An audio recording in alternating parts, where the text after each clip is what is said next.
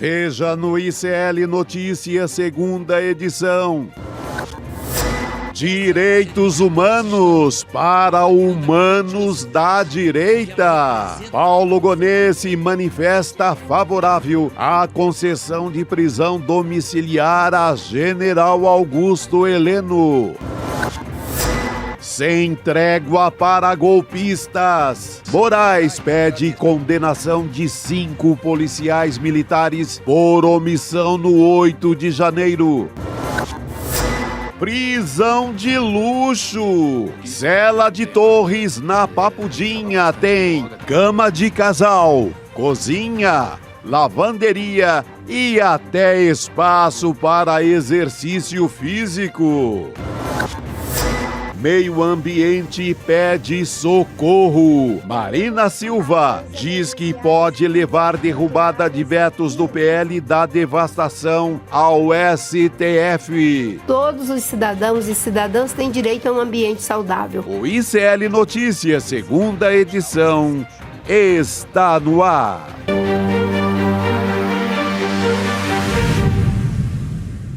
Olá, boa tarde, seja bem-vindo, seja bem-vinda. O ICL Notícias segunda edição está começando, estamos ao vivo em todos os nossos canais.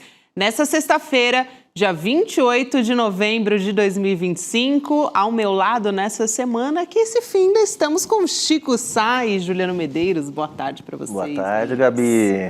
Faltando 2 dias para começar o mês de dezembro, o último do ano, Chico Sá. Rapaz, Papai Noel em tudo que é lugar já era. Já estou me sentindo prédios iluminados. Já, com os 2 pés em dezembro. Eu não montei a minha árvore ainda, mas acho que esse final de semana vai rolar. Já começou. Desse final de semana não passa. Não. Muito bem. Sabe quem também essa semana a gente trouxe muito assunto relacionado? Aliás, acho que é uma das semanas mais decisivas do ano, essa, que a gente teve o trânsito em julgado do julgamento da trama golpista. E todos os desdobramentos a respeito das prisões. Tem gente que vai passar o Natal na Papuda, tem gente que vai passar o Natal na cela da Polícia Federal, né? Enfim, tem várias questões. E houve um desdobramento novo. A gente começa aqui no N2 falando sobre a decisão da Procuradoria-Geral da República, Chico, que se manifestou a favor, na verdade ainda não é uma decisão, né? Mas é um parecer da PGR, da prisão domiciliar do general Augusto Heleno. A gente trouxe para vocês aqui no N2 essa semana, Juliano, falamos sobre essa decisão por conta da revelação do Heleno quando foi preso, trazendo laudo médico mostrando um atestado de Alzheimer. Então, o procurador-geral Paulo Gonet diz que essa concessão está acontecendo em caráter humanitário. Eu vou trazer aqui o parecer, a manifestação do PGR, abre aspas. A manutenção do custodiado em prisão domiciliar é medida excepcional e proporcional à sua faixa etária e ao seu quadro de saúde, cuja gravidade foi devidamente comprovada que poderá ser vulnerado caso mantido afastado de seu lar e do alcance das medidas obrigacionais e protecionistas que deverão ser efetivadas pelo Estado. Fecha aspas. A gente falava aqui, Juliano, sobre a gravidade, que foi a afirmação da defesa do Heleno, dizendo são 7 anos que já se tem um diagnóstico de Alzheimer. Isso quer dizer que ele assumiu o papel de ministro e também, eventualmente, até assumiria como vice do Bolsonaro, sabendo do diagnóstico, né? É uma coisa absurda, uma responsabilidade, né? Que mais uma das tantas que cometeu o Jair Bolsonaro na presidência. Agora, especificamente sobre o caso, né? Como a gente não é como eles, né? Como aqui no ICL se defende, né, a lei, aquilo que prevê o regulamento, o jogo. Nesse caso, bom, se há laudos comprovando, né, que o Augusto Heleno, de fato, tem uma doença já como essa, degenerativa em estado avançado, bom, eu acho que o PGR está tomando a posição que a lei determina que tem que se tomar. A questão que fica é Primeiro, que a extrema-direita nunca defendeu esse tratamento para quem quer que seja. Ou seja, estão sendo beneficiados, né, por um entendimento da lei brasileira, um entendimento humanitário que eles sempre ignoraram, sempre desrespeitaram. Para eles, bandido bom é bandido morto, ou bandido apodrecendo. Direitos humanos para humanos, né? Direitos, esse tipo de frase. Exatamente, contra absurda. Qualquer tipo de reconhecimento do valor das vidas das pessoas que estavam em cumprimento de pena. E a pergunta que fica é se outros custodiados, como se diz assim, né? Se outros presos no Brasil, o ponto é esse, né, por tráfico de drogas, por roubo, por fraude, por aqueles crimes que são considerados, né, crimes impuros pela extrema-direita, porque dar golpe de Estado parece que está liberado, se esses outros custodiados da justiça também vão ter o mesmo benefício, né? Porque que a lei se aplique de forma correta para esses golpistas é, inclusive, uma garantia de que a pena é mais firme, né, Chico Sá? Porque se você tem alguma ilegalidade na punição desses golpistas, amanhã ou depois eles podem anular o processo. Então é muito importante que o processo seja redondo, né? Agora, que seja redondo para todo mundo, não só para eles, né? Não, perfeito. E que o Cacai tem falado aqui, normalmente às segundas-feiras, ele falou durante o ano inteiro. Tudo bem, vai valer para todo mundo? Tem isonomia, vale para qualquer brasileiro ou brasileira que esteja no sistema prisional? Na avaliação do Cacai era ótimo, porque isso iria melhorar todo o sistema prisional do país inteiro. Aplicar o que os bolsonaristas agora estão querendo. Aplicar esses direitos humanos que hoje são sonhados pela extrema-direita e pelo bolsonarismo. Se aplicar para todo mundo, valendo para todo mundo, fecho com o PGR. Se não, se vale só para o general Heleno, será que não tem nenhum outro prisioneiro no Brasil que esteja com Alzheimer ou que esteja com problemas mentais? Então, tem que ser aplicado para todo mundo. Mas tem outra história nesses diagnósticos todos que são apresentados agora, é que a gente vê que estava na mão de pessoas que não tinham condições de saúde de governar. Psiquiátricas, né? Psiquiátricas. O presidente tinha alucinação e estava em condições psiquiátricas inapto ao trabalho. O general Heleno cuidava de uma pasta fundamental, assuntos estratégicos, também estava assim. O Anderson Torres também está aplicando essa de que tem problemas psiquiátricos, tomando não sei quantos remédios, etc. A gente estava na mão de um bando, caramba, complicado, né? Não vamos criticar nenhuma doença mental, nenhum quadro psiquiátrico, nenhum diagnóstico, isso não é para brincar com isso, mas é para dizer que eles estavam, não é no governo que eles deveriam estar. Claro. Era se tratando, era no hospital, era se tratando, era indo pro psiquiatra. E acho que tem uma discussão que é muito importante, né, Chico e Juliano, que é a psicofobia, né, que é o preconceito, discriminação contra pessoas que têm transtornos, né? Sim. E tem tanta gente que realmente está em sofrimento e que precisa, né, de auxílio, enfim, de tratamento, de acesso a medicamentos para continuar tendo uma vida, enfim, saudável minimamente, e que é alvo de estigma, inclusive desse espectro. Por parte deles, né? E agora, é interessante isso, né, Juliano? Porque, da mesma maneira, eles se colocaram nessa posição de tramar o golpe, de uma maneira, assim, muito viril, né? O Bolsonaro sempre se colocou aquela coisa das flexões que ele fazia, saúde de atleta, né? O porte de atleta durante a Covid. Então, sempre se colocou numa virilidade que agora, depois da condenação, coincidentemente, todos eles apresentam algum tipo de laudo médico para tentar justificar. Perfeito. Todo mundo virou frágil, humano. De onde veio essa fragilidade? Humanizou todo mundo de uma hora para outra. Que não se apresentava antes, né, Chico? Era saúde de atleta, era tudo imbrochável. O general Heleno dava pitos na humanidade. O general Heleno dava esporro, vamos falar o português claro, no governo inteiro. Ali, daquele jeitinho dele, arrotando a maior arrogância desse mundo inteiro. Não só no governo, mas na CPI também da trama golpista, ele com a Elisiane Gama ali. Sem falar na carnificina que ele provocou lá no Haiti, na missão brasileira que você viu no Haiti. Então, esse povo agora amanhece todo mundo doente. Agora, o Paulo Gonet deve estar com esses laudos todos em mãos, né, que atestem Claro. realmente a progressão desse Alzheimer e que ele não tenha condições de ficar por lá. Mas eu exigiria, assim, mais cuidado, mais zelo em dar esse tipo de benefício agora. Claro. Até em respeito às pessoas que realmente, né, Sim, não são portadoras dizendo que desses eles não diagnósticos, estão, sim. mas pessoas que têm, né, algum tipo de Sim, diagnóstico sim. e que E estão quando a gente sofrendo. fala, e quando a gente toca em todos esses diagnósticos, não é em momento alguma desfazendo dos diagnósticos. Exato. É do tipo de pessoa que agora aparece reivindicando isso.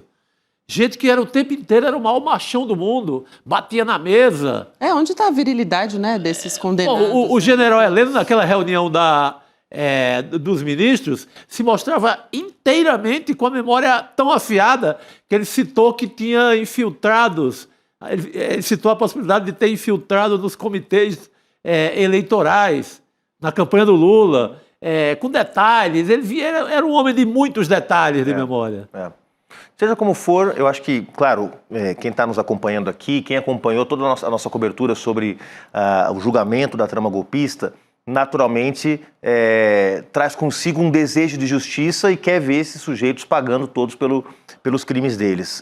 E ainda que haja um ou outro benefício concedido, isso não apaga o fato histórico que é ter esses generais presos, seja na Papuda, na Papudinha, na sala de Estado-Maior, ou até mesmo em casa, porque prisão, qualquer que seja o crime, qualquer que seja o formato, traz consigo um grande sofrimento. Você perder sua liberdade é algo que... E a condenação, e outra coisa importante que vai ser agora, perderem as suas patentes. Pois as suas patentes. Porque eles sujaram as carreiras deles.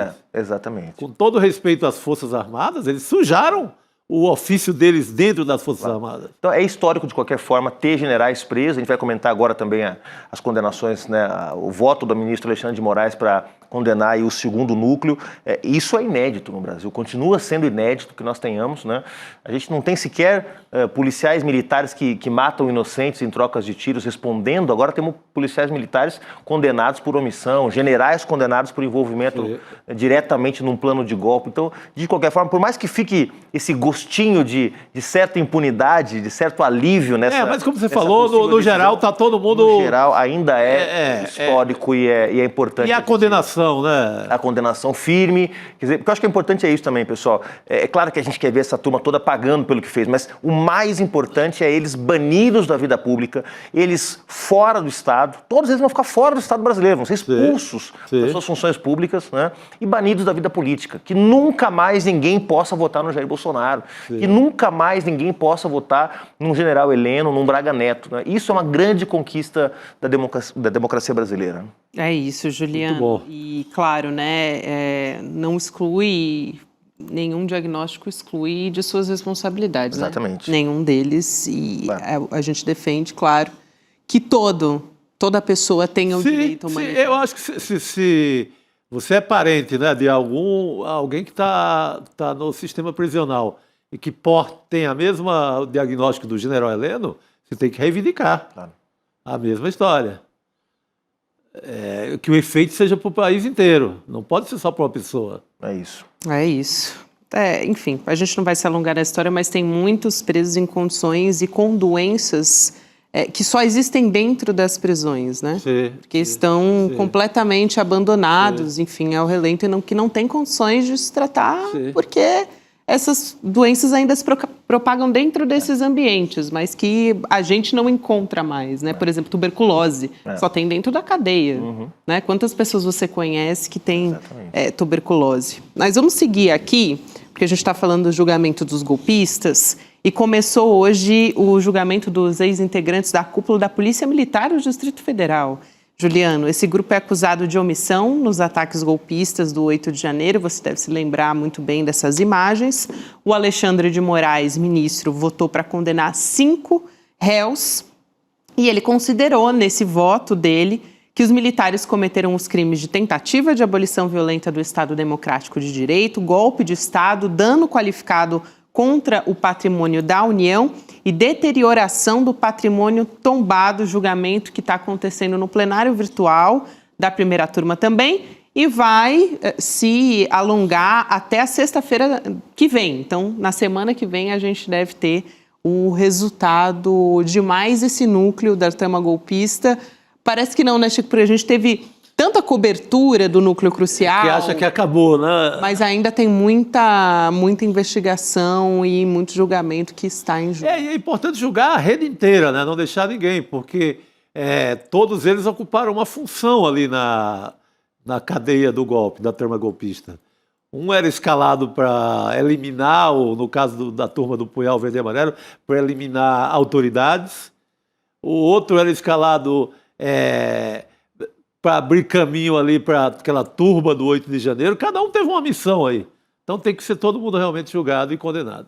E o voto do Moraes é um voto muito contundente, né? Porque ele diz que o que aconteceu no 8 de janeiro não foi, como ele mencionou aqui, resultado de uma improvisação, né, ou de uma falha operacional, mas foi uma ação omissiva, dolosa e estruturada. Ou seja, o comando da Polícia Militar do DF, os 5 coronéis que o Alexandre de Moraes está votando para condenar, teriam atuado de forma coordenada e intencional para levar poucos efetivos, policiais mal treinados, ou seja, para criar as condições para que o que aconteceu no 8 de janeiro pudesse acontecer. Além disso, Gabi, ele está também multando cada um dos coronéis em 30 milhões de reais, uma baita de uma multa, e está decretando, né, sugerindo a decretação da perda das patentes também, ou seja, eles seriam expulsos da Polícia Militar. Então, gente, nós estamos falando de um país que alguns dias atrás nós tivemos uma matança no Rio de Janeiro de 115 pessoas, né, aliás, 115 pessoas supostamente criminosos, que nenhum deles estavam no mandado de prisão, que foi expedido para aquela operação, ou seja, a operação saiu com mandado de prisão, de busca e apreensão contra uma série de suspeitos ou de criminosos, matou 115 pessoas, nenhuma delas estava nos mandados. Nenhum policial provavelmente vai responder por isso tão cedo, né? E aqui nós temos, né, 5 coronéis, portanto 5 comandantes da Polícia Militar do DF, perdendo suas patentes, condenados a pagar uma multa de 30 milhões de reais cada um e tomando 16 anos de prisão, com pelo menos 13 de regime fechado. Olha, o Alexandre de Moraes estava com vontade de dar uma canetada aqui quando ele resolveu decretar esse voto dele, viu? Porque é pesada a condenação. Sim. Eu queria só registrar, hoje o jurista Lênio Streck, assim, quem eu tenho em alta conta, assim, ele defende que o general Heleno não tem direito a essa regalia ofertada aí pelo procurador Paulo Gonet, porque ele é condenado a regime fechado, 21 anos. Então não há nada em lei nenhuma do Brasil, nada, no Código Penal não há uma linha que fale que essa pessoa tem direito a isso. É um benefício quase ali extraordinário que o Paulo Gonet está dando a ele. O Lênio acha que ele deve fazer tratamento, sim, mas no sistema prisional, que tem hospital-prisão, tem um bocado de coisas do tipo que dá para contemplá-lo. Que se fosse condenado a uma pena pequena, que já desse direito ao semiaberto ou aberto, sim, domiciliar. Mas nesse caso, a não ser que você esteja... não é nem interpretação, mas assim, não há nada na lei que possa dar esse direito a alguém no Brasil. Nem ao general, nem ao pé de chinelo que acabou de ser preso agora. Assim, não existe isso na lei brasileira. É uma opinião para se respeitar, porque é de um grande conhecedor da lei. Ele crê que o erro no julgamento do Collor, que é por Paxson, esse erro está gerando essa interpretação completamente equivocada. Acho que tem que cuidar, sim. Se está ali guardado pelo Estado, tem que cuidar, sim, da saúde, mas ainda no fechado. E esse pode ser o entendimento dos ministros que vão apreciar ainda o pedido da defesa do Heleno, e pode ser que a decisão seja não, ele vai ficar no regime fechado e o Estado tem que garantir as condições para que ele possa se tratar. No caso do Alzheimer, do Parkinson, de algumas dessas doenças degenerativas, há uma turma que defende que o convívio familiar é muito importante, né? Que o convívio familiar é importante para não perder essa noção de quem é quem, da realidade, da própria história, né? E isso deve estar provavelmente aí baseando também a decisão do Gonê. Mas a rigor, Chico, Gabi, o Estado brasileiro teria que garantir condições dignas, sim, não, porque a pena é privação de liberdade, a pena não é pegar tuberculose, a pena não é ser estuprado na prisão, a pena não é comer comida podre. Isso não está na pena, gente, não está na lei. Não está. O preso tem que passar por isso. Concordo. Então, a rigor... Aliás, muita gente aqui falando dessa questão da tuberculose, só para esclarecer aqui, porque eu já fiz reportagem sobre isso. A tuberculose dentro dos presídios é 30 vezes maior que a da população em geral. Não é que não existe, mas que você tem muito mais chance, o risco é muito maior de pegar dentro da cadeia do que fora. Doenças como sarna, exatamente, doenças de pele grave, doenças... Tem um monte de coisa. O que é importante dessa discussão que a gente está tendo aqui, né, é que ela possa levar para se discutir o sistema prisional por inteiro e para todo mundo. A gente saia do general Heleno, saia ali do Bolsonaro e estenda isso para o país inteiro. Pensar isso para o geral e não só para dar privilégio a esse grupo aí de golpistas. Porque a realidade das prisões é de superlotação. Dividindo o espaço minúsculo com os demais, enfim. Vocês têm mais alguma questão? Eu gostaria de trazer uma aqui, Chico, que você deu uma adiantada pra gente de como é que tá... Sem querer. A situação pro Hugo Mota nas suas bases eleitorais. Hoje a gente traz aqui imagens. Imagens. Porque a Justiça da Paraíba negou o pedido do presidente da Câmara, Hugo Mota, de retirar aqueles outdoors que estão espalhados pela cidade de Campina Grande. Chico Sá contou pra gente essa história aqui no N2. Essas imagens você está vendo aí na tela criticam o Hugo Mota e outros parlamentares também que votaram a favor da PEC da bandidagem. Então, para você que está me acompanhando só em áudio, o que diz eles votaram sim. E aí tem uma imagem gigante do Hugo Mota no outdoor.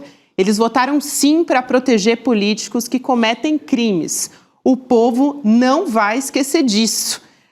Esses outdoors, eles foram instalados pelo Sindicato dos Trabalhadores Federais, né, Chico, da Educação Básica, Profissional e Tecnológica da Paraíba.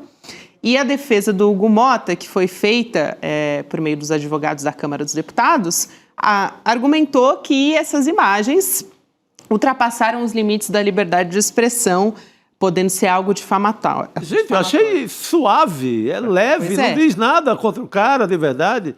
Eu, em 5 minutos aqui, eu escolhendo mais com ele do que esse outdoor. Com muito mais audiência, inclusive. Pelo amor de Deus. Tem mais gente aqui ouvindo o ICL Notícias aqui todo dia do que toda a população de Campina. Porque merece, né, cara? Pelo amor de Deus, o que esse rapaz vem fazendo? É isso. E, só para trazer também aqui o que disse o juiz a respeito disso, a acusação de difamação é questionável, diz o juiz, porque o Hugo Mota, sendo um político e num cargo público, está mais exposto a críticas e ao debate público, óbvio. Então...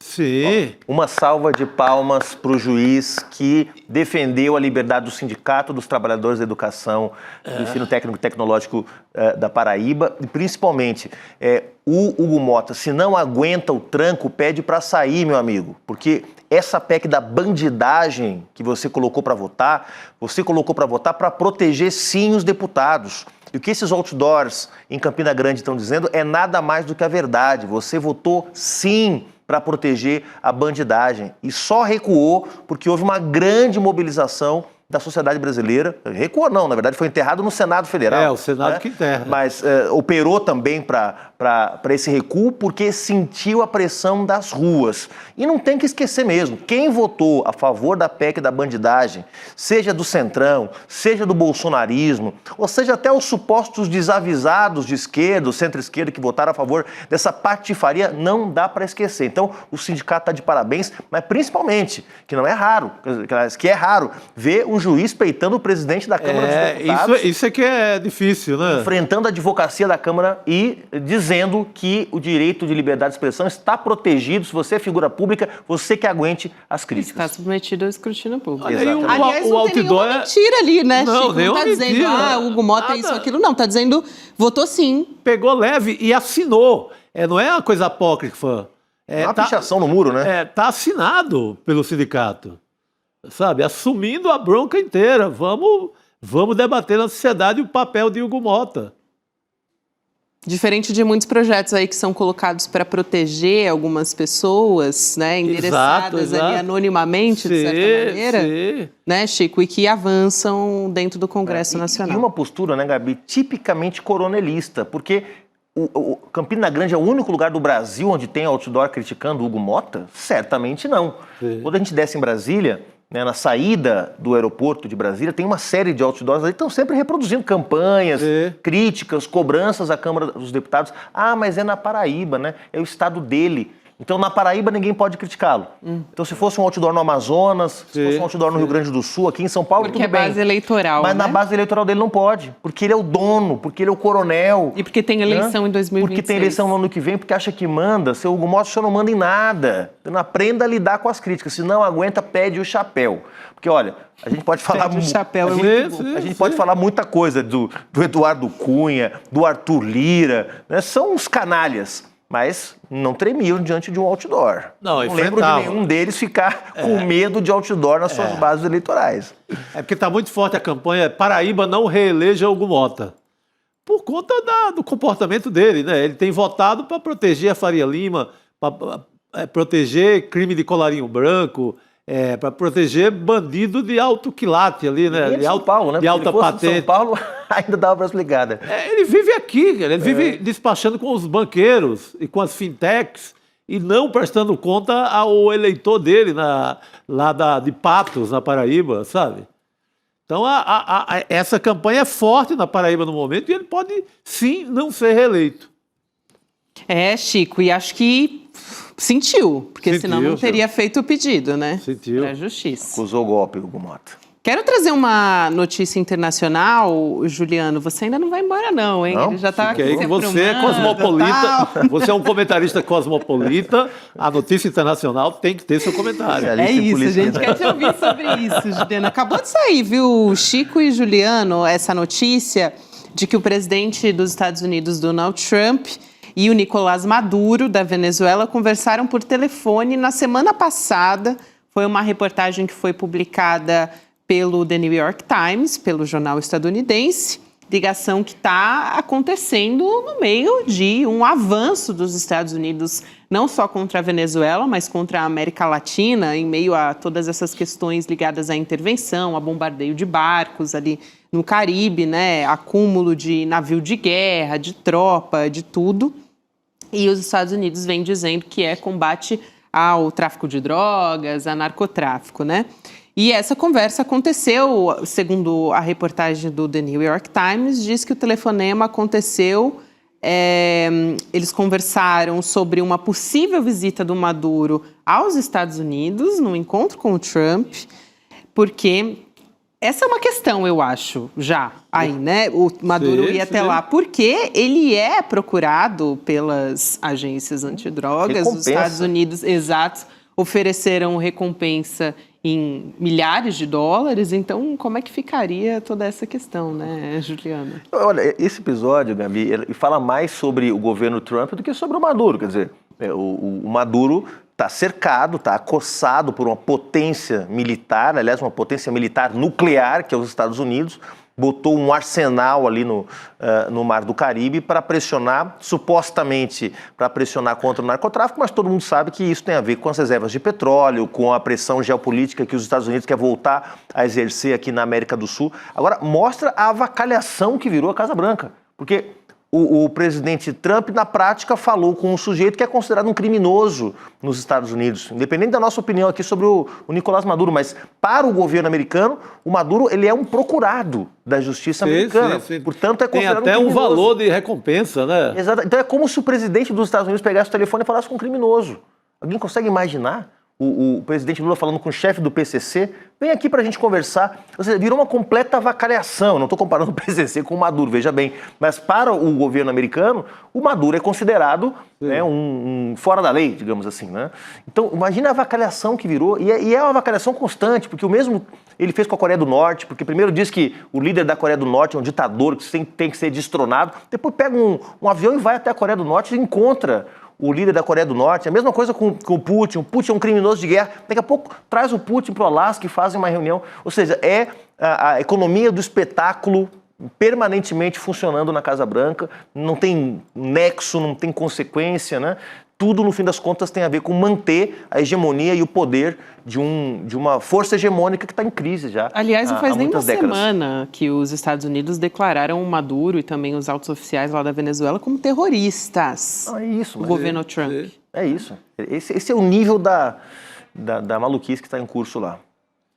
Vamos nos despedir do professor Sim. Professor. Medeiros? Sexta-feira, Tá pessoal. liberado. Vou sair porque... Olha dia aí, de sol, olha. o final de semana de sol me espera. Esse vai pro prensadão, porque nunca me colocam no prensadão. O pessoal aí, na hora da edição, Chamou na lembre de mim. chincha o prensadão. Convocou pro prensadão. Rodrigo Viana, por favor. Tinha uma época que era moda isso na internet, aquele, né? O cara pôs o óculos. Mas é quando falava alguma coisa Quando dava uma lacrada, quando dava uma lacrada. Isso, lacrada. Sem lacração, Rodrigo pessoal. Beijo, Ó, bom o fim de Juliano- semana. Bom Até, final de professor. semana. Obrigado. Ele pôs o óculos sem lacrar, né? Só para simbolizar o início do fim de semana. O início. Exatamente. O Chico Sá tem a Jurubeba, o Juliano um óculos de E sol. seus óculos chiques. E eu só tenho o meu óculos de quem não enxerga muito bem mesmo. Eu passo o programa inteiro aqui Eu com também. ele, eu brigando tenho com ele. Só a minha humildade aqui. É isso. Rodrigo, bem-vindo. Bom ter você aqui com Tudo a bom, gente. Gabi, Chico? Tudo bom? Tudo certo, a gente falava certo. aqui. Rodrigo, se você quiser já entrar também nesse assunto, a gente falava agora, né, sobre os Estados Unidos e o Maduro conversando por telefone. Quase que menos de uma semana, os Estados Unidos, o governo Trump, declaram o Maduro como terrorista e agora chamando o Maduro para conversar lá. Loucura Vem aqui na Casa total, né? Branca. Você põe pressão militar total de um lado e de outro lado abre alguns canais de negociação, mas a Casa Branca quer o fim, né, do governo do Nicolás Maduro. A verdade é essa. Estão tentando forçar, deixar uma porta aberta para que o custo dessa saída seja menor para os Estados Unidos e para o próprio Nicolás Maduro, que não dá nenhum sinal de que vai sair. Aliás, está mobilizando as tropas, ele tem de 30% a 40% de apoio. E no caso da Venezuela, quando a gente fala apoio, gente, não é só apoio eleitoral, não. É organização, é o povo armado em muitas situações. Então, é apoio das Forças Armadas, que não tem capacidade para enfrentar os Estados Unidos de jeito nenhum.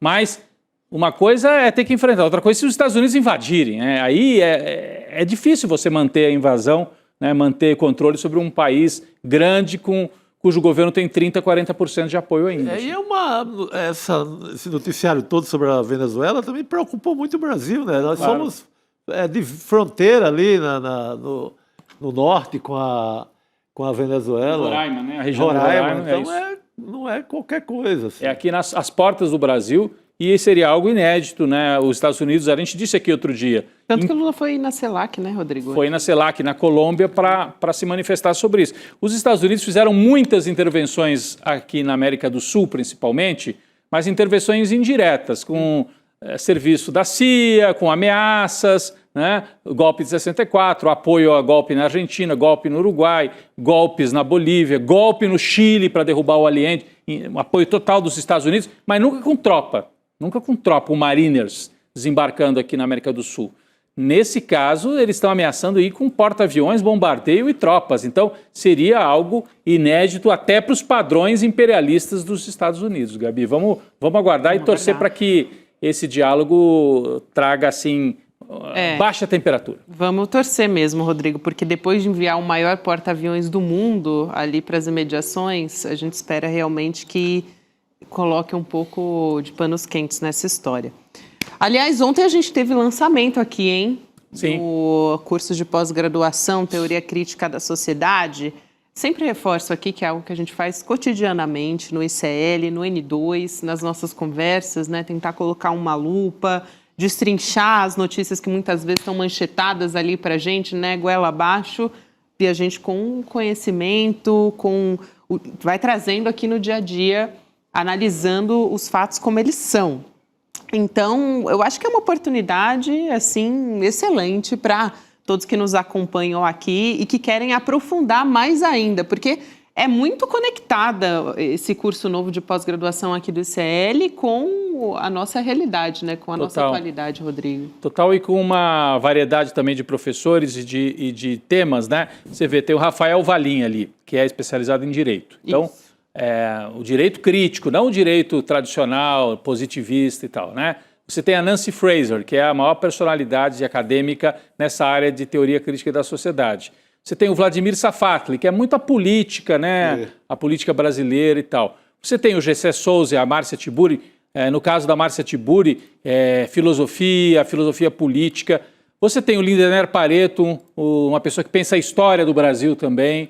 O Elias Jabbour traz todo o conhecimento dele sobre China, porque não dá para pensar na sociedade brasileira e no Ocidente sem olhar para a mudança que a China está impondo ao mundo. Exato. E o Álvaro Garcia Lineira, que está ali do lado direito, que é um ex-presidente da Bolívia, super teórico, a gente conversava ontem com o Edu Moreira. Então é uma variedade de professores e de temas. E tem mais um que não está aqui no card, mas que vai participar. Eu conversei com ele ontem aqui na redação, Reginaldo Nasser, especializado em relações internacionais, o mundo árabe, o conflito Israel-Palestina, que também não dá para estar fora, né? Nesse momento, no mundo, não dá para deixar isso de fora. Então tem gente, tem craque em todas as áreas. É uma leitura do mundo aí, né? Não só do Brasil, uma leitura do mundo. Leitura do mundo, isso aí. Excelente. Então, olha só, a gente tem já disponível a matrícula para você com condições especiais. Você vai lá em sln2.com.br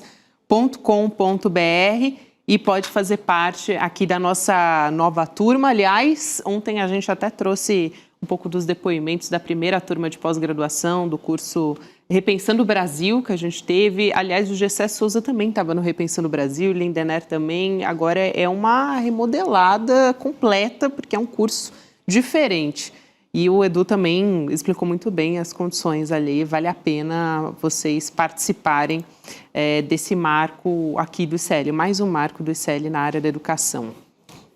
Vamos seguir? Por favor. Vamos como diz o Calejão, vamos meter marcha aqui no nosso noticiário Vamos também. meter marcha. A gente vai falar, ontem conversamos com a Cris Serra sobre a questão do meio ambiente, né, do Congresso Nacional passando por cima dos vetos do presidente Lula, que tentava, de alguma maneira, preservar um pouco, né, Rodrigo? E hoje a ministra Marina Silva, do Meio Ambiente, disse que considera o governo Lula fortemente recorrer ao judiciário. Foi um assunto que a gente tratou aqui logo depois do Congresso derrubar os vetos. Então, tem trechos da lei, né, que flexibilizam licenciamento, tem diversos pontos ali que são preocupantes que a Cristina Serra detalhou ontem com a gente aqui.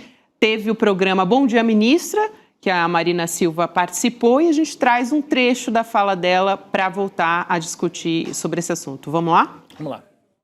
Como não se pode admitir que a população fique completamente desamparada, é fundamental considerar a judicialização. Estamos considerando fortemente, porque é inconstitucional você passar por cima do artigo 225 da Constituição Federal, que diz que todos os cidadãos e cidadãs têm direito a um ambiente saudável. Com essa demolição, não há como lutar para ter um ambiente saudável em um contexto tão difícil.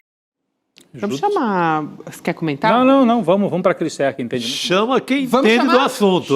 Chama a Cristina Serra, então, que já está aqui dividindo a tela com a gente. Cris, boa noite para você. Boa noite, Gabi, Chico, Rodrigo. Olha, isso que a ministra Marina Silva falou é fato. Esse PL da devastação é inconstitucional, não há a menor dúvida disso, né? Ele abre a porteira de uma forma tão ampla que ele viola, de fato, o capítulo de meio ambiente da Constituição. Ela fala ali um trecho, ela resumiu, né? Todos têm o direito ao meio ambiente saudável, equilibrado ecologicamente. Não só nós aqui no presente, né? Esse artigo da Constituição é um comando constitucional que diz que esse direito ao meio ambiente saudável e equilibrado é das presentes e futuras gerações. Então, de fato, o PL da devastação é escancaradamente inconstitucional. O governo, segundo a ministra, então, ela disse que está estudando, avaliando judicializar. Não vejo motivo para dúvida e para demora nesse ato. Mas, enfim, é o governo, claro que ele está analisando o cenário do ponto de vista político, né? Agora nós temos já, o PSOL, por exemplo, já disse que vai judicializar, já anunciou isso. Então, eu não tenho dúvida que essa questão será judicializada por uma ação ou por outra, né? Porque não há outra maneira de lidar com isso. O país não pode permitir este retrocesso de 40 anos na legislação de proteção ambiental. O licenciamento ambiental é parte da legislação de proteção às pessoas, né? De proteção ao meio ambiente. Quando a gente fala de proteção ao meio ambiente, a gente está falando de proteger pessoas, né? Foram exatamente licenciamentos mal feitos que levaram aos desastres de Mariana, Brumadinho e o de Maceió, o da Braskem, em Maceió.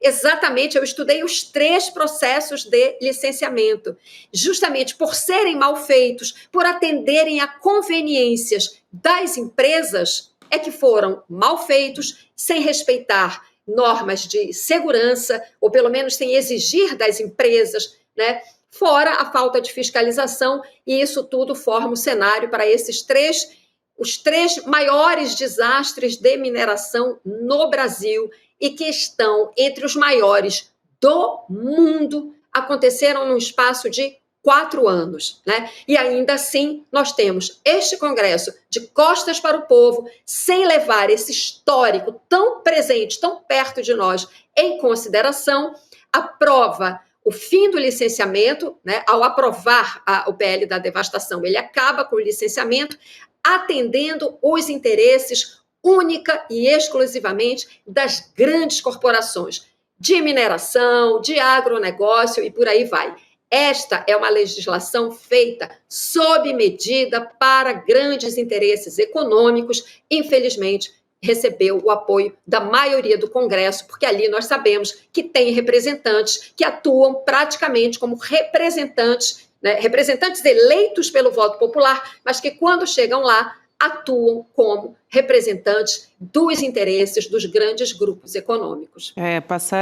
Passaram 2 semanas, né, Cris, da COP30, todo mundo discutindo ali como preservar o futuro da humanidade e tal, e a gente recebe esse golpe na nossa sociedade. É um golpe. A palavra é essa, Gabi, um golpe. Ô, Cris, você acha que indo para o STF, né, porque a Marina Silva fala explicitamente, judicializar, dá o artigo da Constituição, 225, né, que ela cita, artigo 225, isso. E a partir daí a derrubada dos vetos está indo contra a Constituição brasileira, portanto o STF, que é o guardião da Constituição, vai ser instado, né, como eles dizem, a se manifestar. Tem chance disso cair no STF? Porque a gente sabe que no STF tem uma bancada ali de ministros que fizeram um papel importante na defesa da democracia, mas são bem alinhados com o mundo empresarial. Inclusive donos de muitas terras ali na área do Centro-Oeste, né? No Mato Grosso. No Mato Grosso, precisamente. Então, você acha que tem chance de o STF dar uma maneirada, assim, ir nesse sentido, de considerar inconstitucionais as derrubadas dos vetos? Rodrigo, que vai para o STF, não tenho dúvidas, né? Como eu disse, apesar do governo ainda não ter decidido, mas o pessoal já avisou que vai. Agora, você tem toda a razão, quando esta questão chegar no Supremo Tribunal Federal, aí nós entramos no território do imponderável, né? Porque a gente sabe, sim, que o Supremo Tribunal Federal, alguns ministros ali, são muito sensíveis, né, às demandas das grandes corporações, alguns têm interesses diretos nisso. Então, essa é uma questão, e até pela sua complexidade, né, é uma questão que, se judicializada, vai ficar muito tempo. Não é uma discussão para ser resolvida facilmente, né? Porque ela é um debate, sobretudo, constitucional, né? Sendo o Supremo o guardião da Constituição. Então, ali você vai, de fato, discutir o artigo 225. Tem uma questão também política que o Supremo terá que se debruçar sobre, especificamente sobre a derrubada dos vetos em si, né? O ato da derrubada dos vetos numa situação, num projeto de lei que é flagrantemente inconstitucional. Então, ali, quando essa questão chegar no Supremo, você vai ter uma mistura de argumentos estritamente jurídicos, outros políticos, outros tantos econômicos, né? E talvez os ambientais, sabe? O caldeirão é tão grosso, nesse caso, o caldo no caldeirão é tão grosso que eu espero que a questão ambiental prevaleça. A gente não pode esquecer, estamos falando de um país que acabou de receber a COP30. Espero que essa questão se sobreponha às demais. Com certeza, Cris. Aqui, olha, nos comentários tem muita gente revoltada, né? Com razão aqui. Alguém falou, não é nem mal feito, é feito mesmo para beneficiar as empresas predatórias. Como você ressaltou, Cris, a Leila Teixeira também, obrigada pelo comentário, diz: o Congresso está de costas para o povo, porque nós já deveríamos estar nas ruas, né? A gente não pode ficar passivo diante de uma situação dessa. Realmente é preciso de uma resposta, né? E essa safadeza do grande proprietário de terra ali que quer desmatar, ele mesmo poder fazer o laudo. Poxa, o cara pega ali uma folha de papel ao maço, faz o laudo, não vou mexer com nenhuma árvore, pode deixar, manda para lá e está liberado. Poxa, isso não dá. Chico, papel ao maço denuncia a nossa idade, hein? Fiz questão. Eu também usei o papel ao maço. Papel ao maço é de doer, hein? Eu usei. Quem que usa papel ao maço ainda? Isso que eu queria Na saber. escola eu usava. Já faz um tempinho. Já. Papel maço, até prova e tudo. Excelente. Eu, ainda aproveitando aqui a presença da Cris, eu queria virar um pouco a página para trazer atualizações sobre o estado das prisões dos condenados pela trama golpista. Na abertura falei do Augusto Heleno, tem também a situação do Anderson Torres, né, ex-ministro da Justiça, e também que está preso agora na Papudinha, o 19º Batalhão da Polícia Militar do Distrito Federal. Ele foi condenado a 24 anos de prisão por participar da trama golpista. Ele está preso numa cela maior que a maioria dos apartamentos lançados na cidade de São Paulo, Rodrigo, no primeiro semestre desse ano. Viu, Chico? É coisa para 5 mil aqui em São Paulo de aluguel. Tem até quintal, dá até para ter um cachorrinho ali. Dá. Bater uma bola. Dá para jogar bola. Ele tem com ele mesmo, né? Porque... vai ter que ser, né, Rodrigo? A cela tem mais ou menos 55 metros quadrados, tem geladeira, a gente está vendo aqui as imagens na tela, ó. Geladeira, cama de casal, uma pousadinha, né? Televisão, lavanderia, cozinha. E tem uma área que você falou, né, Rodrigo? A entrada. Depois a gente acho que a imagem vai mostrar logo na entrada. Bom, aí estamos na cozinha, né, Gabi? Isso, estamos na cozinha, vendo a geladeira ali, aí segue agora banheiro. Pro banheiro. Parece que é a cozinha também, né? Mais um trecho da cozinha ali, porque tem um filtro. Isso. Agora acho que banheiro. Agora sim. É tudo separadinho ali. É tudo separadinho. É que na entrada tem uma área que parece um quintal. Você vê ali o recuo, né? É a área do banho de sol. Aí, ó, essa aí, ó. Tem 10 metros quadrados. E pode praticar exercício físico também. Sem controle de horário, com privacidade. Gigante. É um espaço, vale a pena trazer a comparação aqui, esse do Anderson Torres, que é quase 5 vezes maior do que a cela do Bolsonaro, do ex-presidente Bolsonaro. Porque a dele tem 12 metros quadrados. Ele coloca o Wi-Fi nisso aí em 15 dias. Pode acreditar. Tem um Wi-Fi para ele. Com essa influência que esses caras têm, ex-ministro da Justiça, com o governo do Distrito Federal aliado, é 15 dias. Ele é amigo do Ibanez. Agora, Gabi... Vai lá, Cris. Não, imagina. Não, eu só queria fazer 2 comentários. Claro. Essa situação do Anderson Torres, ela diz muito sobre 2 questões aqui no Brasil. A primeira delas, sobre o padrão do mercado imobiliário nas grandes metrópoles, né? O mercado imobiliário está, não só São Paulo, você vai para várias cidades hoje no Brasil, e o mercado imobiliário está se especializando mesmo em oferecer cubículos para as pessoas morarem. Está estabelecendo isso como um padrão de moradia, né? Isso não significa imóvel mais barato, não. Às vezes são apartamentos muito pequenos e muito caros, né, dependendo da localização e da oferta de serviços, do tipo de bairro, da estrutura, né? Então, é um padrão imobiliário muito ruim, na verdade, muito especulativo, né? A gente vê a que ponto chegou o mercado imobiliário brasileiro de oferecer esses cubículos como moradia e, enfim, as pessoas acabam achando isso normal. Isso é péssimo. Agora, a outra coisa é, esse conforto do Anderson Torres diz muito sobre o sistema prisional brasileiro, porque a maioria, né, da população carcerária desse país passa décadas presa em masmorras, em presídios horríveis, né, em celas superlotadas. Mas ele é um preso, digamos assim, com status, né, entre aspas, diferenciado, e aí tem direito a essa verdadeira mordomia. Né? Essas instalações, de fato, né, são, como o Chico falou, daqui a pouco está com Wi-Fi, faz um churrasco de final de semana, chama a família para confraternizar, entendeu? Então, assim, sabe, são 2 parâmetros aí de desigualdade que eu queria trazer e que essa instalação, né, não chamo nem de prisão, essa instalação onde está o Anderson Torres expressa isso muito bem. Exato. Até a MH Schweitzer aqui diz, estão tendo toda a humanidade que não teriam conosco se o golpe tivesse dado certo. Ela tá certo. Então, Muita gente General Heleno, mordomias e tal. O General Heleno provavelmente vai para casa, né? A Procuradoria deu parecer favorável. Deu parecer, isso. E o Anderson Torres está aí numa casinha, né? Uma casinha lá na Papudinha. Sabe o que eu queria saber, Rodrigo? Se aquela declaração do Tarcísio que ele deu se aplicaria para esses condenados da trama golpista, né? Porque ele falou de prisão perpétua, né? Ele falou. Defendeu. A gente tem a frase, vamos colocar aqui na tela? Vamos. O Tarcísio de Freitas, governador de São Paulo, ele estava num evento ontem e falou sobre adotar a prisão perpétua. Abre aspas. A mudança de legislação é bem-vinda, é necessária. Eu defendo algumas mudanças que sejam até radicais, que a gente comece a realmente enfrentar o crime com a dureza que o crime merece ser enfrentado. Eu não acho, por exemplo, nenhum absurdo ter a prisão perpétua no Brasil. E ele citou, claro... O Bolsonaro. Não. Ele citou El Salvador, o Bukele, né?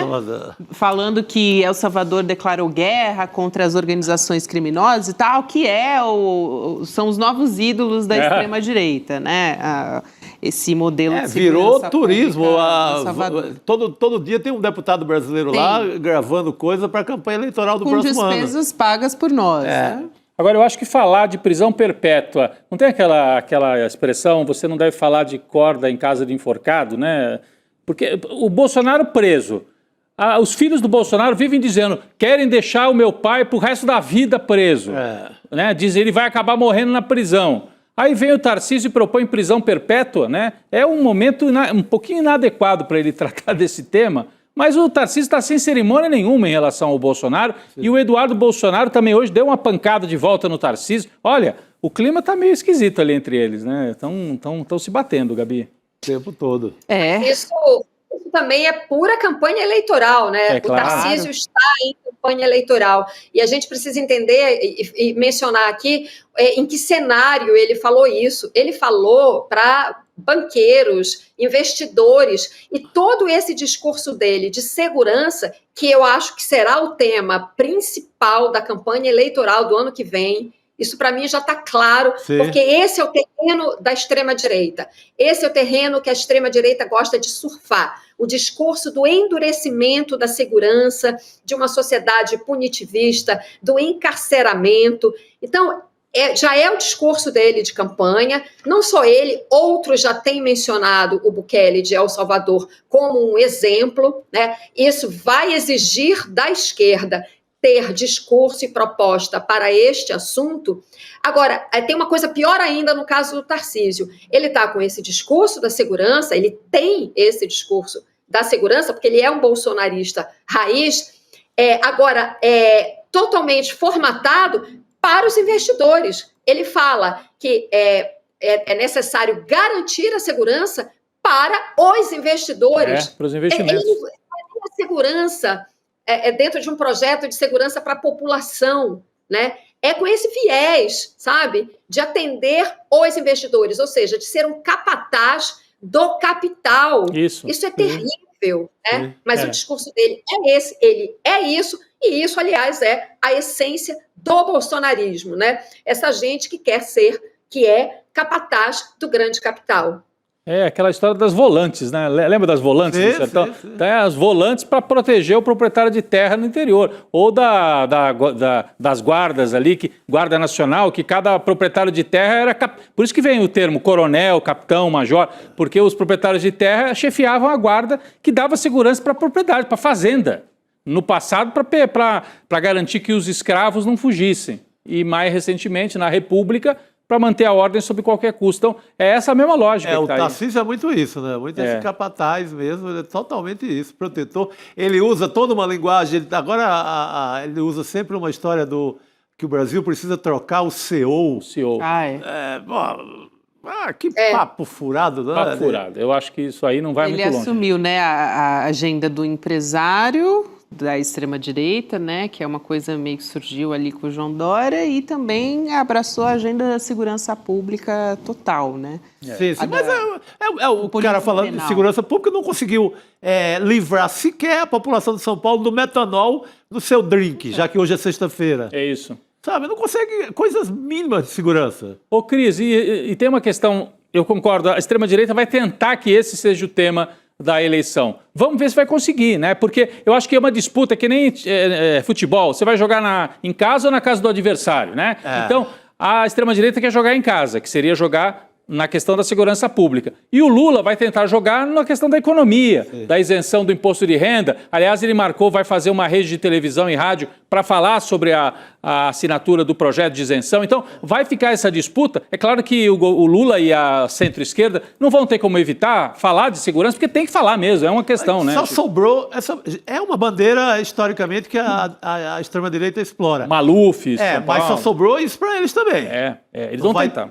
Só sobrou isso. Não vai ter inflação, não vai ter salário, vai ter que ser isso. Porque eu acho assim, pensar numa eleição presidencial, por mais que a segurança seja um tema, você acha que as pessoas vão aceitar que você fique 6 meses só falando de segurança? Não tem. Qual é o projeto de emprego? Qual é o projeto para facilitar, enfim, os programas sociais? Tem que debater os outros assuntos. Rodrigo, e você pode entrar no debate. Olha, isso é uma atribuição dos estados. Dos estados. Também já isso já enfraquece um pouco a bandeira nessa história também, né? Não fica tão...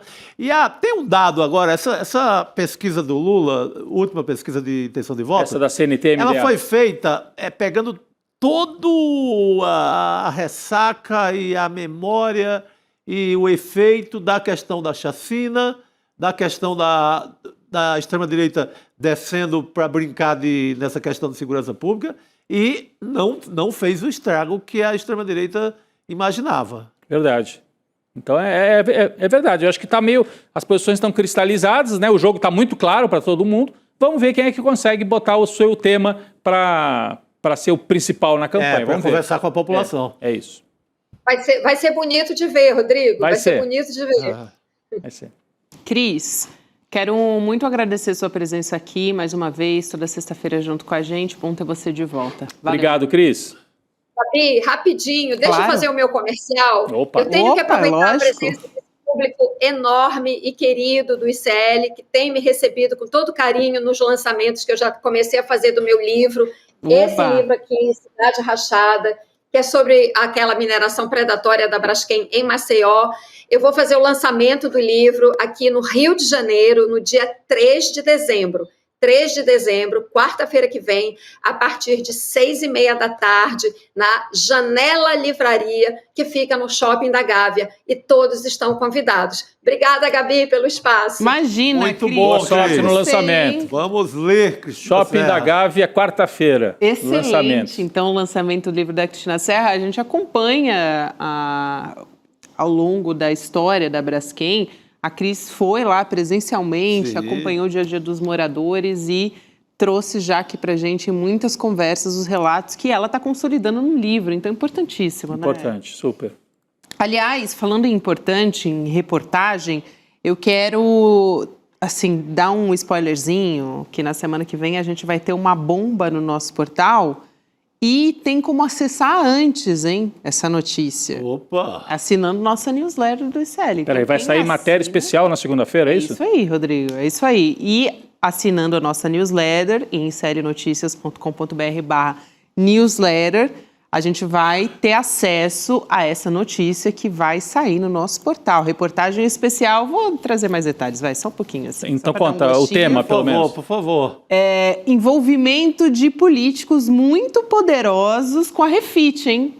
Com essa empresa que foi alvo da Polícia Federal. Olha. Já imagino quem seja, hein? Eu imagino quem De seja. impostos. Então, vamos deixar no ar aí. A gente tem que dizer para o nosso espectador, né, que foi o ICL, desde aquele piloto do PCC, que vem com essa história, que vem na dianteira contando essa história. Ele não era piloto do PCC, provavelmente, né? Prestava serviço ao PCC. Ah, né? Sim. Então, desde aquele caso do piloto, que envolve vários políticos, até hoje o ICL está na dianteira contando essa história de envolvimento de políticos, normalmente do Centrão, com o PCC, com organizações criminosas, passando pelas fintechs das Faria Lima, que são esses bancos digitais da Faria Lima. E pelo esquema de combustíveis, né? Nesse caso também, né? Normalmente ali dá uma abastecida num posto de gasolina mais perto de casa. É isso aí. Então, segunda-feira, na newsletter e depois, mais tarde, no site do ICL. É isso, mas quem assina a newsletter recebe lá. E é só assinar, não paga nada. Só colocar o seu e-mail lá em iclnoticias.com.br/newsletter. Pô, vamos acordar na segunda-feira já com essa. É isso aí. Vamos acordar já com essa pedrada. Meu Deus do céu. Com essa pedrada. Falando em pedrada, vamos chamar o professor Castro Rocha para conversar com a gente nessa sexta-feira? Bora. Agora professor, boa noite. Vem o melhor da semana. Boa noite, Gabi. Chegou o momento. Boa noite, Chico. Boa noite, Rodrigo. De volta ao Brasil, né? De volta. Agora estou no Rio de Janeiro. Isso aí. Tá em casa, exatamente. Chico, a gente vinha falando, professor... Aliás, eu conversei hoje mais cedo com o professor Castro Rocha. Em breve vai sair em detalhes com ele aí, mas não vou contar muita coisa, não. Só para o pessoal ficar de olho. Porque sempre que a gente conversa com o Castro Rocha, é coisa boa, né, professor? Então... A gente estava falando sobre a extrema-direita aqui e como é que ela está se articulando depois da prisão do Bolsonaro, né? Nessa semana teve uma campanha, vamos dizer assim, da extrema-direita pela anistia, né? Uma intensificada nisso, principalmente querendo blindar o Jair Bolsonaro. Então, aquela anistia ampla, geral e restrita. E o deputado Paulinho da Força, aquele que apareceu naquele vídeo... né, Rodrigo? Com o Temer e o Aécio. Com o Temer e o Aécio Neves, voltou o relator do projeto da dosimetria, tentando uma articulação. Olha aí, a gente está vendo o vídeo aí na tela. Era a tal da anistia light, né, Rodrigo, que eles queriam fazer. Só que o PL não aceita de jeito nenhum. Flávio Bolsonaro já falou publicamente a respeito disso. O que o Paulinho da Força está tentando fazer é um acordo para votar em plenário essa proposta sem emendas na semana que vem. E o Hugo Mota, também os líderes do Centrão, eles estão ali tentando pressionar os bolsonaristas, raiz e tal, a recuar da anistia para o Jair Bolsonaro, senão não querem apoiar o texto do Paulinho da Força. Então agora está... porque pode desgastar a imagem, né? É algo que desgasta realmente muito a imagem, pensando nas eleições para 2026. Mesmo ali o filme já estando bastante queimado, né? Pois é, mais do que queimado, né, Chico? Mais do que queimado. Professor Castro Rocha? Vamos lá. É uma situação inacreditável, não é?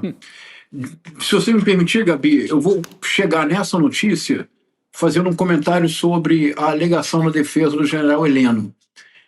O Alzheimer que ele estaria sofrendo desde 2018. Me ocorreu algo que seria o seguinte: nós todos sabemos que essa alegação é falsa, mas na falsidade dessa alegação reside a verdade inteira da extrema-direita. Chico, Rodrigo, Gabi, a extrema-direita, eu proponho, é uma pirâmide ideológica. Isto é, a extrema-direita, o esquema, o modus operandi da extrema-direita é o famoso esquema de Ponzi. É uma pirâmide. Eles sempre prometem o impossível, o apocalipse, a anistia geral e restrita. Quando prometem, eles monetizam em cima da promessa. A promessa não se cumpre. Eles têm que fazer uma promessa mais alta, mais alta, mais alta. O Alzheimer falso do general Heleno revela a demência verdadeira da extrema-direita no Brasil. O deputado federal Gustavo Gayer gravou um vídeo hoje, não sei se vocês viram, em que ele praticamente chora no vídeo. Ele diz, mas semana que vem, com certeza, a anistia ampla, geral e restrita será pautada. Comovente. Mais Você viu 72 isso, Gabi? horas, né? Mais 72 Isso. horas, né? Exatamente, é isso. Então, o Alzheimer do general Heleno o falso Alzheimer do general Heleno é o autorretrato involuntário da extrema-direita. A extrema-direita é uma pirâmide ideológica que vive sempre de falsas promessas e falsas ilusões. Com que objetivo? Não há dúvida, basta vocês fazerem o ordalho a que eu me submeto quase que diariamente, que é assistir os programas do Alan dos Santos, do Paulo Figueiredo Filho. Olha o sacrifício que eu faço por você, Chico. Ana Paula Henkel, Rodrigo Constantino. Obrigado, Ele professor. sempre Assim. bolsonarista, ele acorda às 4 da manhã para entrar com a gente no N2, professor. Olha, muita moral pra gente. Olha, vocês me devem uma garrafa de champanhe a próxima vez que eu estiver aí. Então, É só chegar. mas quando eles terminam o programa, depois de todas as promessas das novas 72 horas, sempre acaba da mesma maneira. Eles dizem assim, então, olha, agora eu sou o Paulo Figueiredo Filho. Então ele termina assim, e vocês sabem, o triplo C, compartilha, comente, colabore. Agora, colabora como, Rodrigo? Pix, apoie-se, cadastre-se, financie-me. Então, é uma pirâmide ideológica cuja finalidade, de fato, é a monetização. Nós estamos assistindo agora falando sério, nós estamos assistindo a um fenômeno único, é o fenômeno das seitas fundamentalistas, das seitas milenaristas, quando elas chegam próximo ao seu esgotamento, quando depois de anunciar o apocalipse, adiar o anúncio, há um momento em que o adiamento do anúncio já é o puro fracasso. É o momento que vive agora a extrema-direita no Brasil. E algumas Muito bom dessas isso, seitas né? terminam de maneira trágica, né? Se a gente lembra, eu lembro sempre do Isso, Jim Jones, quando eu era Jim Jones. garoto, aquela notícia impressionante, né? Que conduziu a turma Isso. dele para o suicídio coletivo, né? Aí Isso. é um desespero, porque se você prevê que vai acontecer isso, vai acontecer aquilo e não acontece, a única saída É isso, Rodrigo. é desligar tudo, né? E ir pro buraco, né? Mas, não sei Rodrigo, se- também pode gerar, Rodrigo, que é muito preocupante, casos isolados de terrorismo doméstico. Porque é um acúmulo de frustração. Por exemplo, é um acúmulo de frustração. Um exemplo concreto. Na última semana, eu voltei a sofrer ataques nas redes sociais tão virulentos quanto os que eu sofria na época do Bolsonaro, do auge do bolsonarismo. O que isso significa? Significa que a frustração está chegando a um ponto máximo. Porque não há mais o que iludir. Veja, o deputado Ottoni de Paula, Chico Sá, imagina, eu estou citando o Ottoni de Paula. O deputado Ottoni de Paula, dando uma entrevista para vocês, disse algo notável. Ele disse, a culpa de que nas ruas não houve manifestação, nem houve nenhuma comoção pela prisão do Bolsonaro, são dos que aqui estão, porque eles são vendedores de ilusões. Chegou um ponto em que ninguém mais acredita na ilusão. É isso. Muito bom. Professor, queria aproveitar aqui, a gente vai trazer uma informação, né, que na programação do ICL a gente trouxe sobre o Jair Renan, que falou que levou livros, tal, para o pai na cadeia, né? Vale lembrar, muito rapidamente, quais livros são esses que o Jair Renan estava lembrando para o pai dele? Meu Deus. A gente volta a conversar já já. Vamos assistir. Quais são esses livros? Quais são? A família de Quais são os livros? Eu caço a palavra? Caça- Todos essa palavra. Um coquetel, sabe aquela. Mais naquele patamar do picolé, que é o primeiro nível, né? Isso me lembra o Sérgio Moro, quando foi dar entrevista para o Pedro Bial e falou que gostava muito de ler. E o Bial falou, o quê? Biografias. Qual foi a última que você leu? Não lembro. Não lembro. É isso aí. Gosta tanto que não lembra, né, Rodrigo? É um branco. Aliás, o presidente Lula, quando estava preso, foi noticiado, né, que ele lia muito livro e tal. Ele leu mais de 40 livros nesse período em que ele estava preso. Agora, professor, acabou de sair uma reportagem na coluna da Mônica Bergamo sobre a defesa do Jair Bolsonaro, que ingressou no Supremo Tribunal Federal com embargos infringentes, pedindo que o voto do Luiz Fux prevaleça O ministro Luiz Fux declarou, né, no voto dele, a nulidade da ação penal e, no mérito, ele absolveu o ex-presidente Bolsonaro. Mas a gente lembra aqui que esse argumento dos advogados é algo que está um tanto quanto pacificado já no Supremo Tribunal Federal. A gente conversou com diversos advogados e juristas aqui no ICL que disseram que o Alexandre de Moraes provavelmente vai dizer: não cabem embargos infringentes. E a história segue como já está. Provavelmente vai ser isso, né? Provavelmente vai ser isso. Os próprios advogados, por exemplo, o advogado como é o nome do Felipe Martins? O nome dele é um nome estranhíssimo, é Jeffrey Checchini, não é isso? Checchini, né? Checchini. Obrigado. Checchini. Eu não sei, eu assisto o julgamento.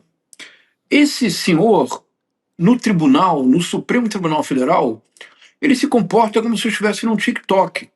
A única finalidade dele é provocar uma situação em que, por exemplo, ele seja expulso. Aliás, havia um desembargador aposentado, que é um bolsonarista empedernido, não me recordo o nome dele agora, vocês podem me ajudar. Ele é bastante conhecido. Ele foi no Supremo Tribunal Federal e ele desacatava os juízes. Ele chegou a dizer para a ministra Carmen Lúcia algo do gênero: é preciso que alguém tenha coragem de dizer que vossas excelências são odiadas no Brasil.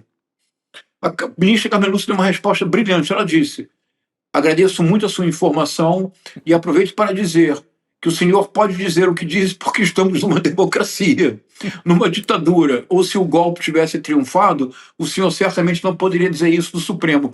De novo, Gabi, nós estamos no mesmo ciclo do Alzheimer falso, que, no entanto, revela a demência verdadeira da extrema-direita. Os advogados sabem que não há nenhuma possibilidade desses recursos prosperarem. Por que o apresentam?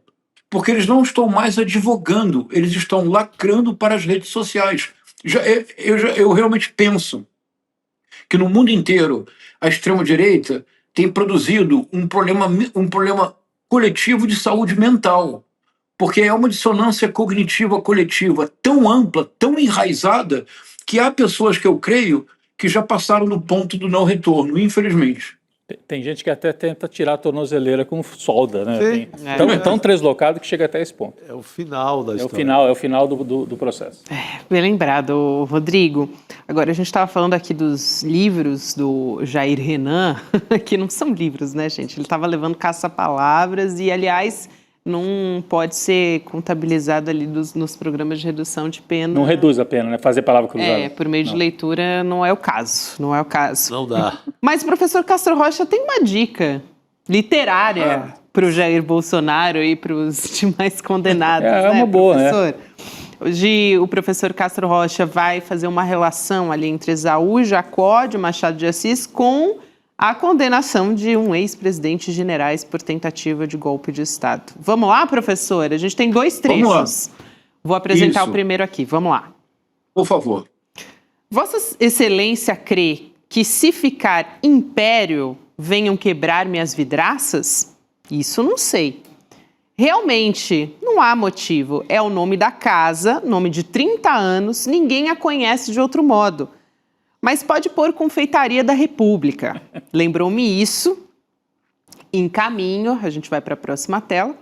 Lembrou-me isso em caminho, mas também me lembrou que, se daqui a 1 ou 2 meses houver nova reviravolta, fico no ponto em que estou hoje e perco outra vez o dinheiro. Trocar o letreiro, né? Sai Padaria do Império e vira Padaria da República. Exatamente. Confeitaria da República. Confeitaria naquela época.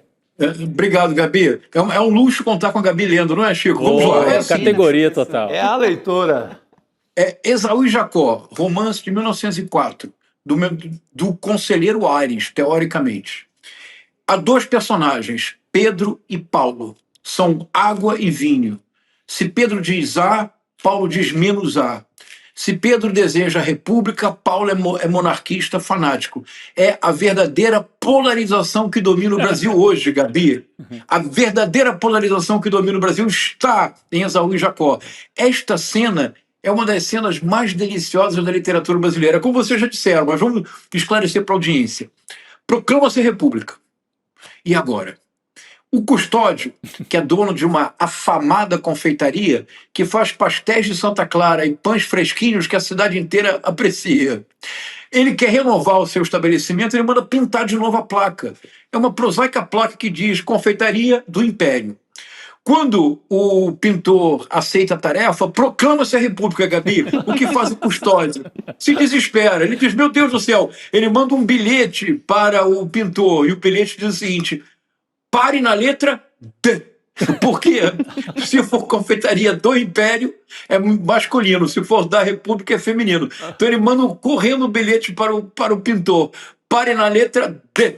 Não dá tempo. O pintor fez Confeitaria do Império. Então ele consulta-se com um amigo, que é este. E aí é muito engraçado, porque surgem várias opções. Confeitaria da República, mas... E se a República for apenas um golpe fracassado? E se a República for um 8 de janeiro de 2023? E se a monarquia voltar? Então, que solução ele vai adotar? Ele chega a uma alternativa, Gabi. Você vai ler agora a segunda parte. Vamos lá, professor. Então, o segundo trecho que a gente traz aqui, abre aspas, para esse trecho de Esaú e Jacó. Disse-lhe então que o melhor seria pagar a despesa feita e não pôr nada, a não ser que preferisse o seu próprio nome, Confeitaria do Custódio. Muita gente certamente lhe não conhecia a casa por outra designação. Um nome, o próprio nome do dono, não tinha significação política ou figuração história, ódio nem amor. Nada que chamasse a atenção dos dois regimes e, consequentemente, que pusesse em perigo seus pastéis de Santa Clara, menos ainda a vida do proprietário e dos empregados. Pô, Confeitaria do Custódio, né? Então ele teve várias opções. Poderia ser a Confeitaria do Catete, porque o bairro era o Catete. Ele teve uma ideia genial, Rodrigo, que era Confeitaria do Governo. Independentemente do regime, tem que ter governo. Mas Confeitaria do Governo, todo governo tem uma oposição. A oposição deixaria de comprar os pastéis de Santa Clara. Então, a melhor alternativa é Confeitaria do Custódio. Agora, algo de genial aí, Gabi, muito importante, é o seguinte. A República no Brasil, ela foi um golpe militar. Havia um movimento republicano no Brasil longevo, o Partido Republicano Paulista de 1873. É o grande partido da República Velha, entre 1889 e 1930. Mas a proclamação na manhã do 15 de novembro não foi o resultado de uma mobilização popular, não foi o resultado de uma campanha que empolgasse a sociedade. Foi basicamente uma ação militar. No mesmo dia, 15 de novembro, na parte da tarde, um político e jornalista, Aristides Lobo, no Diário Popular, publicou um artigo que ficou célebre. No artigo ele dizia assim, Gabi, ele dizia: o povo assistiu àquilo bestializado, àquilo, a proclamação da República. E, de fato, se a República foi proclamada como um golpe militar, de 1889 até o dia 25 de outubro de 2025, a República no Brasil foi uma sucessão de pronunciamentos militares, golpes bem-sucedidos, ditadura estabelecida, golpes fracassados, quase que de imediato os militares golpistas na história do Brasil sempre foram anistiados, até a aberração jurídica da Lei da Anistia de agosto de 79, que blindou militares que torturaram, executaram adversários políticos e ocultaram cadáver. 25 de novembro de 2025, ontem, por assim dizer, Gabi, talvez tenha sido a proclamação finalmente da República Cidadã, aquela na qual pouco importa se você é almirante, brigadeiro do ar, general 4 estrelas. Se você é golpista, você perde os cargos, você perde a farda e você vai para a prisão. 25 de novembro pode ter sido a proclamação verdadeira da República no Brasil, mas só será se o Estado deixar de ser o que foi para o Custódio, apenas um motivo de interferência no seu cotidiano. É indispensável, se essa República for adiante, ao lado da democracia formal, respeito ao voto, respeito ao resultado das urnas, livre expressão partidária, alternância no poder, que é fundamental numa história tão ocidental quanto a brasileira. Mas nós vamos precisar, Chico, Gabi, Rodrigo, compreender finalmente que democracia formal sozinha não se basta. É preciso que a democracia formal se reúna a outra, que é democracia enquanto acesso a direitos. Direitos que, por exemplo, o Custódio não teve. Direitos que ainda hoje o povo brasileiro jamais contou com eles, Gabi. Mas eu sou irresponsavelmente otimista. Eu creio que o 25 de novembro pode ser, de fato, a proclamação, finalmente, de uma república cidadã na qual todos estão submetidos às mesmas leis. Professor, me lembrou, não sei se vocês se lembram também, Chico e Rodrigo, quando a gente falava da CPMI do 8 de janeiro, que o professor Castro Rocha chamou a atenção para que a senadora Elisiama, quando ela descreveu os generais que participaram sem a patente, né, professor? Ela lá atrás já fazendo essa observação, né? Não deixa de ser simbólico, importante. Muito bem lembrado, Gabi. Fundamental a coragem da senadora Elisiane Gama e esse detalhe no relatório final, que é um detalhe literariamente muito forte, não é? E não somente dos militares. Ela retirou 2 militares e os pastores que se envolveram no golpe, ela não chama de pastor. Ela chama apenas pelo nome próprio. Então, jamais pastor Silas Malafaia, apenas Malafaia. Eu achei forte isso, me lembrei aqui. Muito bom, não, lembrava também, muito bom. Foi na CPMI da... 8 de janeiro. Do 8 de janeiro. 8 de janeiro. Porque... isso me lembra momentos, mas eu ia fazer a comparação aqui, que acho que não tem... Que na França, na Revolução Francesa, todo mundo se tratava de cidadão, né? Assim, não tinha mais o título. Eles derrubam a aristocracia. Né? Eles derrubam Rodrigo, a aristocracia. Isso que você falou é muito importante, Rodrigo. Em francês, existe o vous e o tu. Na Revolução Francesa, aboliu-se o vous, que é o vós. O mesmo aconteceu, sabe onde, Rodrigo? De maneira muito bonita, na Catalunha, na Barcelona, quando pela primeira vez os anarquistas tomaram o poder. Por um breve período de tempo em Barcelona, na Catalunha, no espanhol a mesma coisa. Há o usted e o tu. Tanto que você, quando tem intimidade com uma pessoa em espanhol, você diz assim, puedo tutear-te, ou seja, posso tratar-te por tu. Na França, na Revolução Francesa, aboliu-se o vous. Na Catalunha, em Barcelona, aboliu-se o usted. Na linguagem, Rodrigo, a revolução se realiza. É isso, porque daí você... Aqui no Brasil a gente tem, né? A gente teve a República dos Bacharéis, então todo mundo é doutor. Até hoje tem isso na rua. O falador de carro doutor, deixa aí, doutor. Deixa aí comigo, né? E aí você fala, eu não sou doutor, né? Assim, mas, enfim, tem essa cultura, ficou, né? Do bacharelismo, né? De você ter uma certa reverência, como se fossem cidadãos de várias classes diferentes.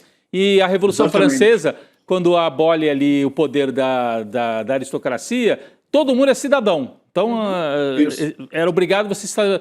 fulano de tal é o cidadão, assim, não é o doutor, não é o engenheiro, não é o médico, não é o bispo, não é o pastor, não é o general. O cidadão. Cidadão general Heleno. Tira o general. Cidadão Heleno. Cidadão Heleno está pedindo para cumprir a pena em casa. Né?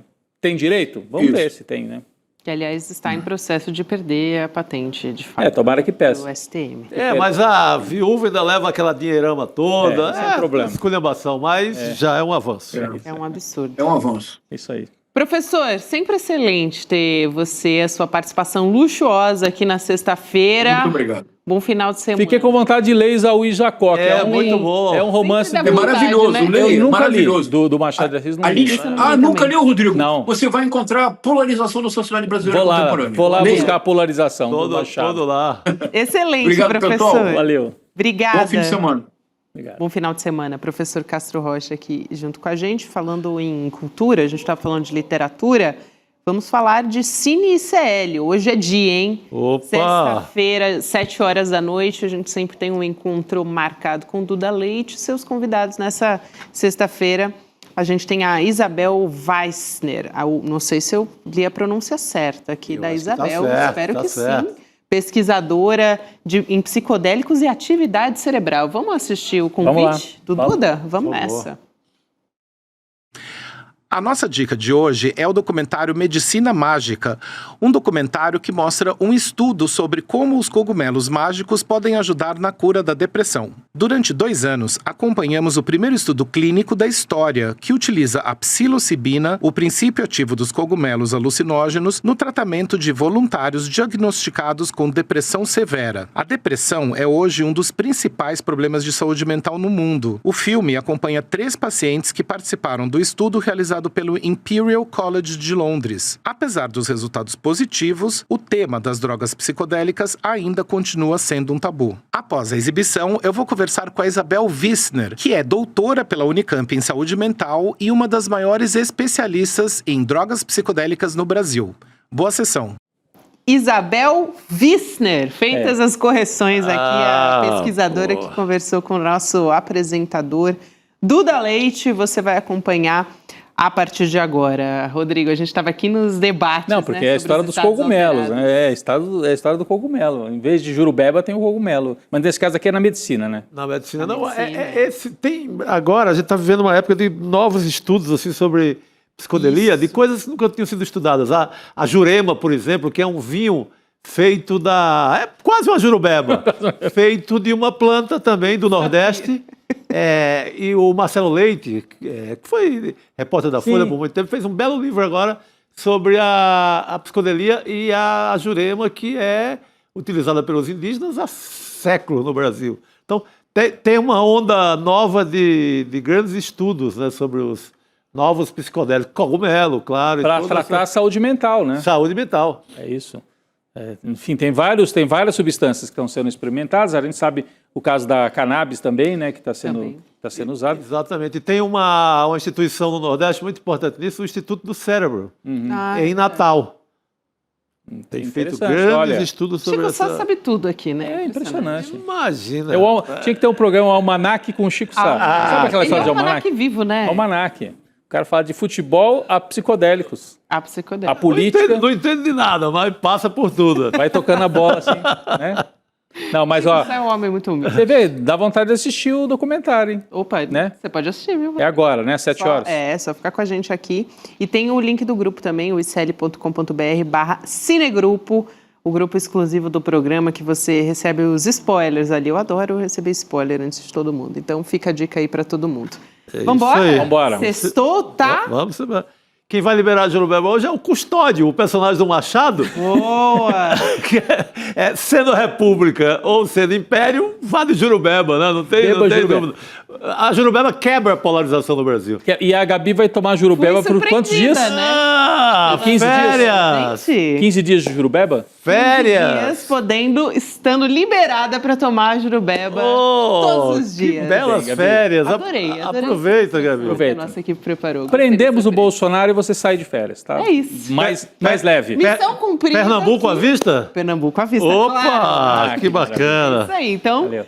Daqui 15 dias vamos para Bacurau, vamos a Bacurau. Vamos embora, vamos nessa. Valeu, boas férias, Até a Gabi. próxima, obrigada, Bom pessoal. fim de semana. Até mais. Fala, turma, a espera acabou. A gente abriu as vagas para a nossa pós em Teoria Crítica da Sociedade. Uma pós histórica, porque é a primeira vez no Brasil que é oferecida. E uma pós também muito especial, porque é feita em parceria do ICL com a FESP São Paulo, uma das instituições de maior prestígio no Brasil. A gente tem um número limitado de vagas numa condição super especial, que foi o lançamento dessa pós. Já tem muita gente que se inscreveu, literalmente milhares de pessoas, e essas vagas na condição especial elas estão acabando. Mas eu estou gravando esse vídeo exatamente para alertar vocês que querem participar dessa pós e não querem perder a condição especial. Todos os dias, as principais notícias do Brasil e do mundo direto no seu WhatsApp, com informação de qualidade e sem fake news. Escaneie agora o QR Code e entre para o canal do ICL Notícias. Informação que importa onde você estiver.